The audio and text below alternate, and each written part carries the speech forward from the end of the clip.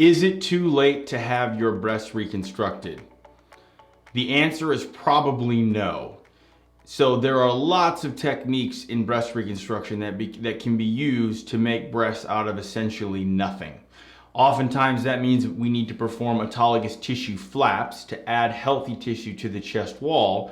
But before you assume that you are not a candidate for delayed breast reconstruction, you should definitely meet with a plastic surgeon first and choose a plastic surgeon who's able to perform multiple different types of breast reconstruction. To learn more, check out our website where you can upload your photos and concerns as a virtual consult. You can also check out our price estimator to get pricing information for all the various procedures we offer.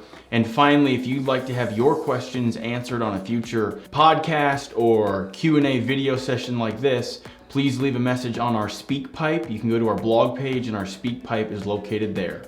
Thanks for listening.